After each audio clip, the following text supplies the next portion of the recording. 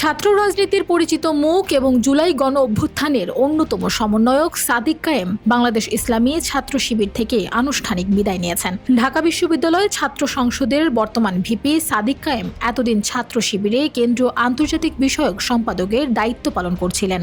হঠাৎ এই বিদায়ের পাশাপাশি তার আগামী দিনের রাজনৈতিক পরিকল্পনা এবং একটি সম্ভাব্য বড় চমক নিয়ে তৈরি হয়েছে ব্যাপক গুঞ্জন। গত বছরের জুলাই বিপ্লবে সাধারণ শিক্ষার্থীদের অধিকার আদায়ে সামনের সারি থেকে নেতৃত্ব দেন ঢাকা বিশ্ববিদ্যালয়ের এই মেধাবী ছাত্র।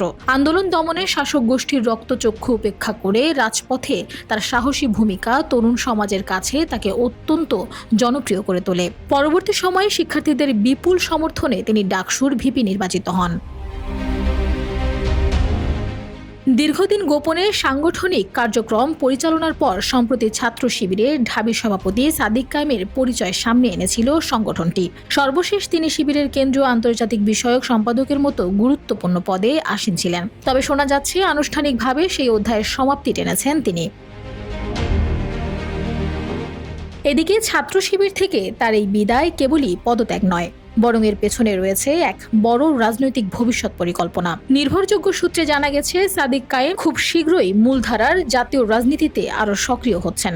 এমনকি আগামীতে ঢাকা উত্তর ও দক্ষিণ সিটি কর্পোরেশনের মেয়র পদে তিনি প্রতিদ্বন্দ্বিতা করতে পারেন বলে এমন গুঞ্জন উঠে এসেছে রাজনৈতিক অঙ্গনে। বিপ্লবের মাঠ থেকে উঠে আসা এই তরুণ নেতা কি ঢাকার নগরপিতার আসনে বসার লড়াইয়ে নামবেন, নাকি নতুন কোনো রাজনৈতিক সমীকরণ তৈরি করবেন? ছাত্র শিবির থেকে তার এই প্রস্থান বাংলাদেশের তরুণ রাজনীতিতে এক নতুন অধ্যায়ের সূচনা করল, তা বলাই বাহুল্য। Desk report, Bangladesh bulletin.